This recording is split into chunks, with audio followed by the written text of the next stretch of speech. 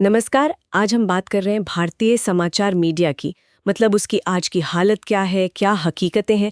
कुछ स्रोत हैं हमारे पास, यूट्यूब वीडियोस, कुछ लेख, उनके जरिए समझने की कोशिश करेंगे।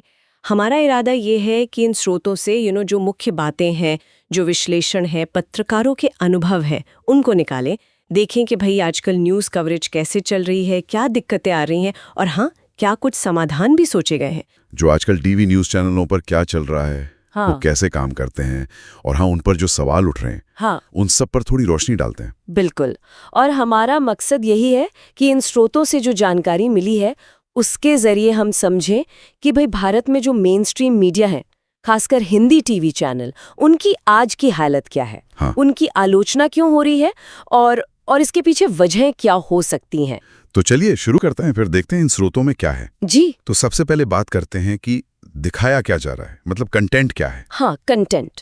स्रोतों में 2019 के प्राइम टाइम डिबेट्स का एक विश्लेषण है। हाँ। बड़ा दिलचस्प है। अच्छा। 4 बड़े चैनल, जी न्यूज, आज तक, इंडिया टीवी और न्यूज 18, इनके विश्लेषण में ये दिखा कि ज्यादातर बहसें या तो पाकिस्तान पर थीं, या फिर विपक्ष की आलोचना पर, या सरकार की तारीफ में, मतलब फोकस इन्हीं चीजों पर था। हाँ, और ये बात चौंकाने वाली है कि इसी विश्लेषण में ये भी मिला कि जो असल मुद्दे थे, मतलब अर्थव्यवस्था, हाँ, बेरोजगारी, या भुखमरी, इन पर तो शायद ही कोई बहस हुई। सच में। हाँ, एक विश्लेषण का जिक्र है रामित वर्मा का। उन्होंने 202 प्राइम टाइम बहसों को देखा, उसमें से 79 तो पाकिस्तान पर थीं, बाप रे। 66 विपक्ष पर, लेकिन अर्थव्यवस्था पर एक भी नहीं। शून्य। मतलब ऐसा लगता है कि ध्यान या तो बाहरी दुश्मन पर या फिर घर की राजनीतिक खींचतान पर ही रखा गया। बिल्कुल ऐसा ही लगता है। और ये पैटर्न आप देखें तो हाल के उदाहरणों में भी दिखता है। स्रोतों में ये बात आई है। जैसे वो सीमा सचिन वाली कहानी, इसको घंटों कवरेज मिली। घंटों। हाँ, वो तो बहुत चला था। जबकि उसी वक्त मणिपुर जैसे कितने गंभीर मुद्दे पर शुरू में बिल्कुल चुप्पी सी रही। कई लोग इसे खबर के बजाय तमाशा कह रहे हैं। एक स्रोत में तो ऑपरेशन सिंदूर जैसी कवरेज का जिक्र है। अच्छा। उसमें बताया गया कि कैसे फर्जी वीडियो चलाए गए, गाजा की पुरानी फुटेज या फिर वीडियो गेम क्लिप्स तक, और स्टूडियो में एकदम जंग जैसा माहौल बना दिया। अरे, जबकि जमीन पर रिपोर्टिंग वो गायब थी। हाँ, ये स्टूडियो में माहौल बनाने वाली बात तो है। और इसी से जुड़ा एक और पहलू है जो दस्तावेजों में सामने आया है, शहरी पूर्वाग्रह। शहरी पूर्वाग्रह मतलब ये कि जैसे दिल्ली में बाढ़ आई तो उसको तो देखे कितनी कवरेज मिली, भरपूर। हाँ, वो तो थी। लेकिन उसी वक्त हिमाचल प्रदेश या दूसरे राज्यों में जो कहीं ज्यादा गंभीर बाढ़ आई हुई थी, आपदा थी, उसको उतनी तवज्जो नहीं मिली। अच्छा, हाँ, ये बात तो है। पी साइनत का हवाला दिया गया है। वो कहते हैं कि मीडिया ज्यादातर शहरी और राजनीतिक क्लास के लिए खबरें बना रहा है। और देश की जो लगभग 70% ग्रामीण आबादी है, वो खबरों के हाशिए पर ही रह जाती है। ये तो काफी गंभीर बात है। तो अब सवाल ये उठता है कि भाई ऐसा होता क्यों है, इसके पीछे क्या वजह है। हाँ, वजह है। दस्तावेज कई कारण बताते हैं। एक तो बहुत बड़ा फैक्टर है टीआरपी, टेलीविजन रेटिंग पॉइंट्स। हाँ, टीआरपी की दौड़। बिल्कुल। ये जो 24 घंटे का न्यूज साइकिल है ना, इसमें हर घंटे कुछ ब्रेकिंग दिखाना है, कुछ सनसनीखेज, चाहे कोई ढंग की खबर हो या ना हो। सही बात है, होड़ मची रहती है। इससे फिर वो नाटकीयता, वो ड्रामा, उसको बढ़ावा मिलता है। हाँ, और दूसरा बड़ा फैक्टर है विज्ञापन का मॉडल, एडवर्टाइजिंग रेवेन्यू। अच्छा, वो कैसे? देखिए, जो विज्ञापन दाता हैं, जो एडवर्टाइजर्स हैं, वो अक्सर शहरी दर्शकों को टारगेट करते हैं। हाँ। तो चैनल भी फिर शहरी मुद्दों पर और ऐसी सामग्री पर ज्यादा जोर देते हैं जो शहरी दर्शकों को पसंद आए। हाँ, ये तो लॉजिकल लगता है। और एक दिलचस्प बात ये भी है कि हिंदी चैनलों के दर्शक कहीं ज्यादा है ना? हाँ, बिल्कुल। लेकिन फिर भी अंग्रेजी चैनलों को अक्सर प्रति मिनट विज्ञापन से ज्यादा पैसा मिलता है, क्योंकि उनका दर्शक वर्ग ज्यादा शहरी और अमीर माना जाता है। ओह, ये एक अलग एंगल है। और इन स्रोतों में कॉर्पोरेट और राजनीतिक मालिकाने का भी जिक्र है ना? जी बिल्कुल। ये एक बहुत बड़ा मुद्दा उठाया गया है। बताया गया है कि कई बड़े मीडिया चैनल जैसे न्यूज 18 है, एनडीटीवी है, जी न्यूज, रिपब्लिक टीवी, हाँ, ये या तो बड़े कॉर्पोरेट घरानों के कंट्रोल में है, जैसे अंबानी या अडानी ग्रुप, या फिर राजनेताओं या उनसे जुड़े लोगों के। और यहीं पर ना दस्तावेज एक सीधा कनेक्शन बताते हैं। उनका तर्क है कि इसी ओनरशिप की वजह से मीडिया का झुकाव सत्ताधारी पार्टी की तरफ हो जाता है। अच्छा। जिसके लिए वो गोदी मीडिया जैसा शब्द इस्तेमाल हुआ है। ये एक तरह का लेन देन बताया गया है।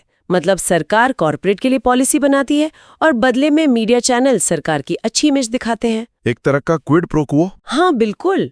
और इससे चैनलों को सरकार तक पहुंच भी मिलती है, इंटरव्यू वगैरह, जो फिर उनकी टीआरपी बढ़ाने में मदद करता है। तो ये पूरा एक चक्र जैसा बन गया है। जी। और इसका असर क्या हो रहा है? जनता के भरोसे पर असर दिख रहा है क्या? बिल्कुल सीधा असर। एडलमेंट ट्रस्ट बैरोमीटर जैसे सर्वे हैं या रिपोर्टर्स विदाउट बॉर्डर्स की प्रेस फ्रीडम इंडेक्स। हाँ, उसमें तो भारत की रैंकिंग काफी नीचे बताई गई थी। जी, 2024 में 161वां स्थान। ये आंकड़े भरोसे में कमी दिखाते हैं और स्रोत ये भी कहते हैं कि जो अंतर्राष्ट्रीय मीडिया है, BBC, न्यूयॉर्क टाइम्स, फ्रांस 24, वो भी भारतीय चैनलों को अक्सर पक्षपाती या प्रोपेगेंडा मशीनरी जैसा ही देखते हैं। ओह, और पत्रकारों पर क्या असर पड़ा इसका? उन पर भी बहुत गहरा असर पड़ा है। दस्तावेजों में कई पत्रकारों का जिक्र है। रवीश कुमार, पुण्य प्रसून वाजपेयी, अभिसार शर्मा, जाने माने नाम है ये तो। जी, जिन्होंने ऐसा कहा गया है कि सत्ता से कड़े सवाल पूछे तो उन पर दबाव आया या उन्हें चैनल छोड़ना पड़ा। कुछ मामलों में तो FIR या हमले तक हुए हैं। जैसे यूपी में वो नमक रोटी वाली खबर दिखाने वाले पत्रकार पर केस हुआ था। हाँ, याद है। या स्क्रोल की सुप्रिया शर्मा पर FIR हुई। सिविकस जैसी संस्था ने तो भारत में नागरिक अधिकारों की जगह को रिप्रेस्ड यानी दमित का दर्जा दिया है। ये तो काफी चिंताजनक तस्वीर है। जी। तो इन चिंताओं के बीच लोग क्या कर रहे हैं? क्या कोई बदलाव आ रहा है? हाँ, एक नया ट्रेंड दिख रहा है। लोग अब खबरों के लिए ना सोशल मीडिया की तरफ ज्यादा जा रहे हैं। YouTube, WhatsApp, Facebook. हाँ, ये तो है। और स्वतंत्र पत्रकार जो हैं, इंडिपेंडेंट जर्नलिस्ट, उनकी तरफ भी। क्यों? ऐसा क्यों? शायद इसलिए कि ये माध्यम ज्यादा आसानी से उपलब्ध है और ज्यादा पर्सनल लगते हैं। लेकिन यहाँ भी अपनी चुनौतियां हैं। गलत सूचना, मिस इन्फॉर्मेशन फैलने का खतरा बहुत है। हाँ, वो इको चैम्बर वाला मसला भी है। बिल्कुल, कि आप सिर्फ वही सुनते हैं जो आप सुनना चाहते हैं। तो फिर सवाल ये उठता है कि आखिर ऐसा हो क्यों रहा है? क्या ये सिर्फ दर्शकों को बांधे रखने के लिए है? TRP का खेल है सारा? हाँ, TRP तो एक बड़ा फैक्टर है ही। एक स्रोत यही कहता है कि ये चैनल्स की क्या कहते हैं बिजनेस स्ट्रैटेजी है। रेटिंग्स की दौड़ है, विज्ञापन से पैसा कमाना है, खासकर वो विज्ञापन जो शहरी दर्शकों को टारगेट करते हैं।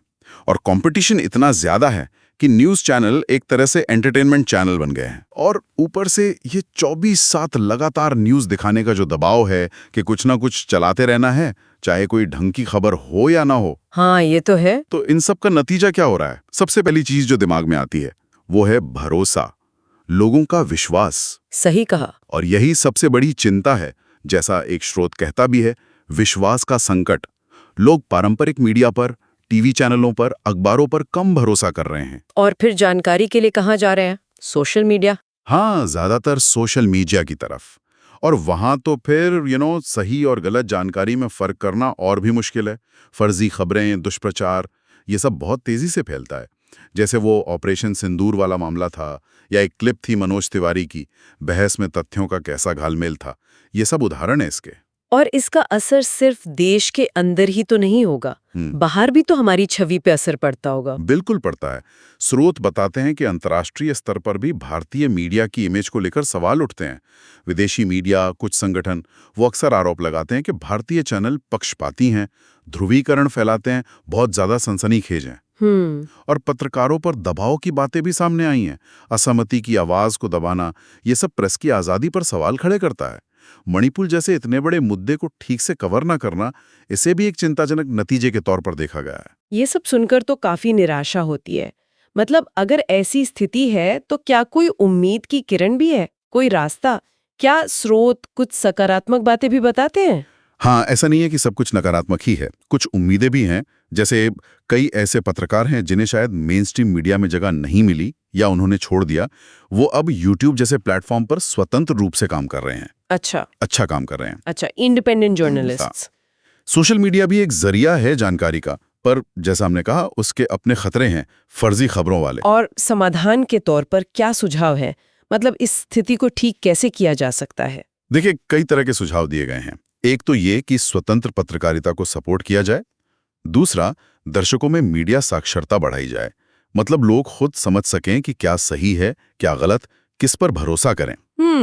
Critical thinking. बिल्कुल। और चैनलों के लिए भी एक सुझाव है कि भाई टीआरपी से ज्यादा अपनी क्रेडिबिलिटी, अपनी विश्वसनीयता पर ध्यान दें।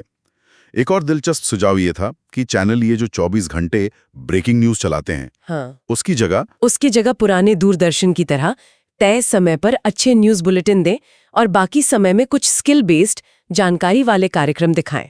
अच्छा, मतलब न्यूज को फिर से न्यूज की तरह पेश करें, ना कि तमाशे की तरह। हाँ, कुछ वैसा ही।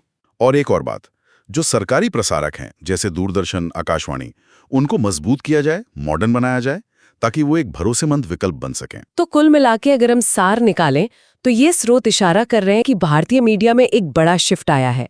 पत्रकारिता से हटकर वो मनोरंजन और कहीं ना कहीं प्रोपेगेंडा की तरफ झुक रहा है। हाँ, और इसके पीछे कारण वही हैं, टीआरपी, विज्ञापन का पैसा और राजनीतिक कनेक्शन। हाँ, और इसका असर सीधे सीधे खबरों की क्वालिटी और लोगों के भरोसे पर पड़ रहा है। बिल्कुल।